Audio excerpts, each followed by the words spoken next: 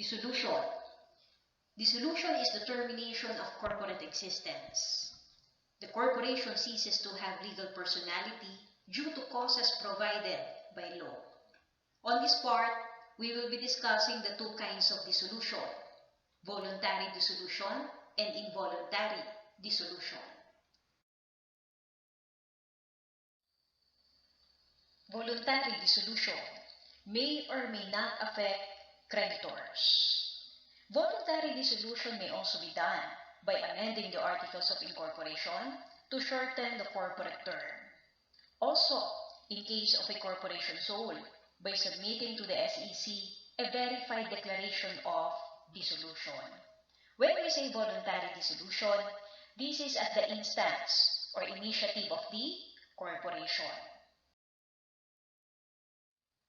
As a general rule, dissolution would require majority vote of the members of the board of directors or trustees in a meeting wherein they constitute a quorum with the concurrence of the stockholders representing 2/3 of the outstanding capital stock or 2/3 of members. However, we have an exception to this rule. In case of voluntary dissolution wherein no creditor is affected, which would only require majority vote of the board of directors or trustees with resolution of stockholders owning majority of the outstanding capital stock or majority of members. 20 days prior to the scheduled meeting, a notice must be given to the shareholders or stockholders or members, as well as directors or trustees. The said notice must likewise be published once prior to the scheduled date of meeting. In case of voluntary dissolution, wherein no creditor is affected, the corporation will file a verified request for dissolution. This is with resolution of the board of directors or trustees, containing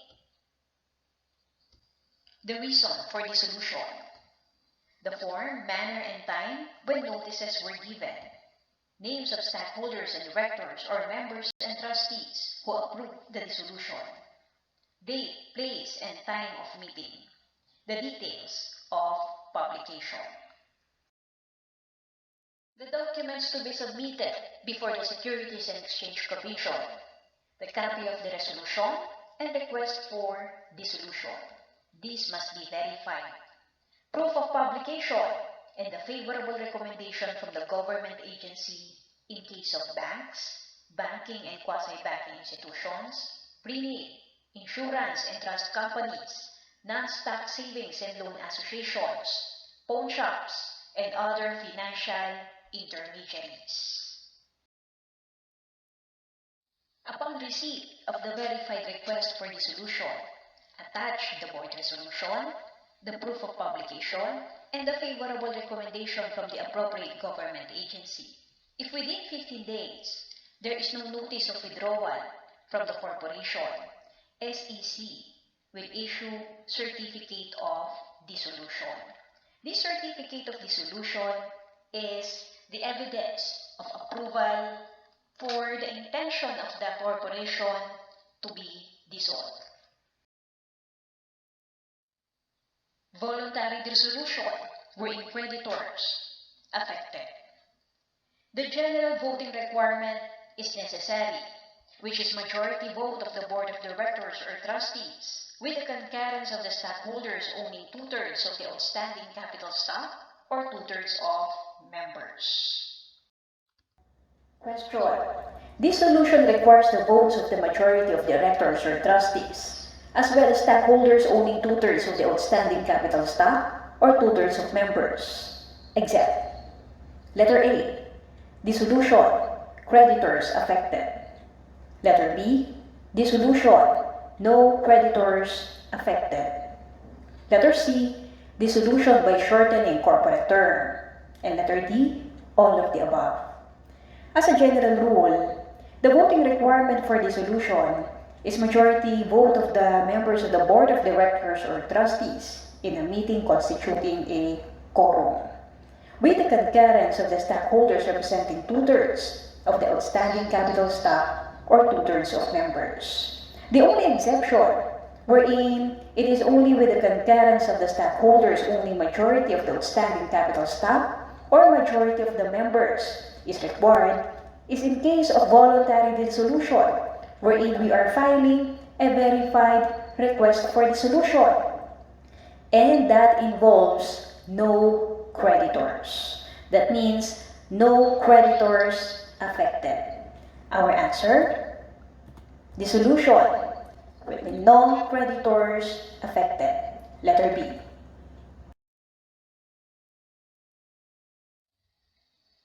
If in case of voluntary dissolution, wherein no creditor is affected, we are filing a verified request for dissolution. In voluntary dissolution, wherein creditors are affected, what we are filing is a verified petition for dissolution, which contains the following: reason for dissolution, form, manner, and time when notices were given, and the date, place, and time of meeting. List of documents to be submitted before the Securities and Exchange Commission include copy of the resolution and verified petition, as well as the list of all its creditors.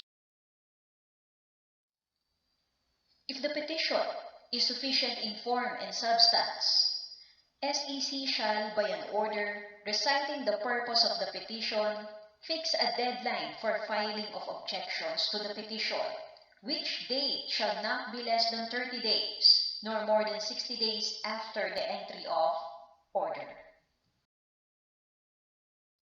However, before the date for the filing of objections, a copy of the order shall be published at least once a week for 3 consecutive weeks in a newspaper of general circulation, published in the city or municipality where the principal office of the corporation is situated.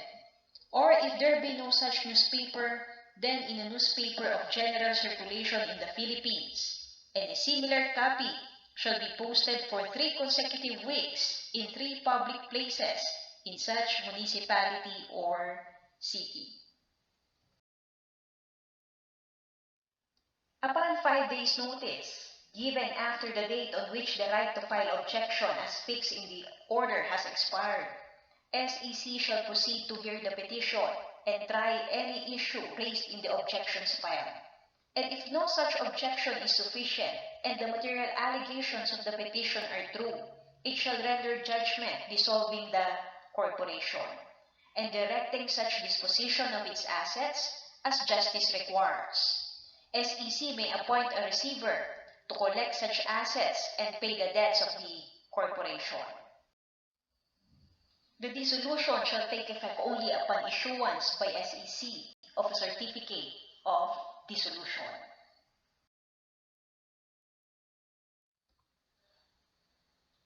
Dissolution by shortening corporate term. A voluntary dissolution may be effected by amending the articles of incorporation to shorten the corporate term pursuant to the law. A copy of the amended articles of incorporation shall be submitted to SEC. Upon expiration of the shortened term, as stated in the approved amended articles of incorporation, the corporation shall be deemed dissolved. This is without any further proceedings and subject to the provision of the code with respect to liquidation.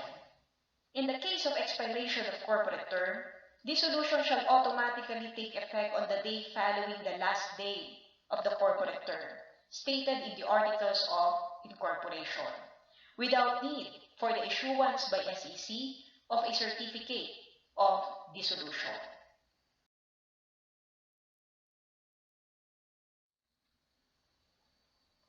A withdrawal of the request for dissolution should be made in writing, duly verified by any incorporator, director, trustee, shareholder, or member, and signed by the same number of incorporators, directors, trustees, shareholders, or members necessary to request for dissolution. The withdrawal shall be submitted not later than 15 days from receipt by the Commission of the request for dissolution.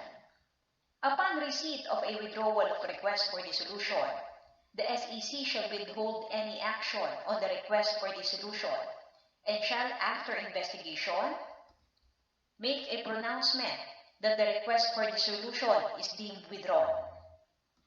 Direct a joint meeting of the Board of Directors or Trustees and the stockholders or members for the purpose of ascertaining whether to proceed with dissolution or issue such other orders as it may deem appropriate. A withdrawal of the petition for dissolution shall be in the form of a motion and similar in substance to a withdrawal for request for dissolution. But this shall be verified and filed prior to the publication of the order, setting the deadline for filing objections to the petition. Question.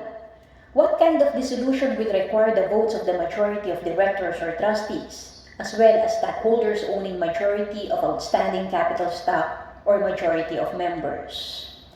We said a while ago that this is necessary in case of voluntary dissolution wherein no creditor is affected. And that would be by what? By dissolution, verified request. Letter B, dissolution by verified petition. Letter C, dissolution by amendment of articles of incorporation. Or letter D, none, because all requires the vote of 2/3 of outstanding capital stock or 2/3 of members. When no creditor is affected, the stockholders or shareholders or members, directors or trustees will file a dissolution by verified request. Our answer? Letter A.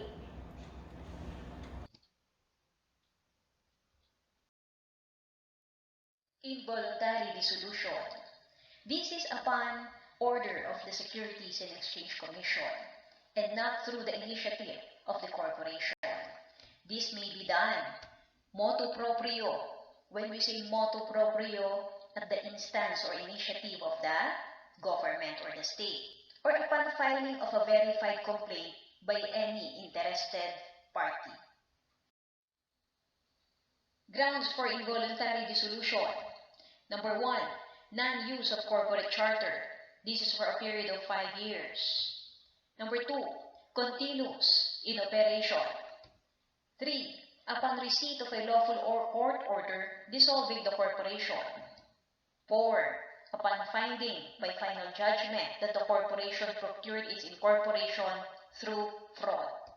And 5, upon finding by final judgment that the corporation was created for the purpose of committing, concealing, or aiding the commission of securities violations, smuggling, tax evasion, money laundering, or graft and corrupt practices, committed or aided in the commission of said offenses, or repeatedly and knowingly tolerated the commission of graft and corrupt practices or other fraudulent or illegal acts by its directors, trustees, officers, or employees.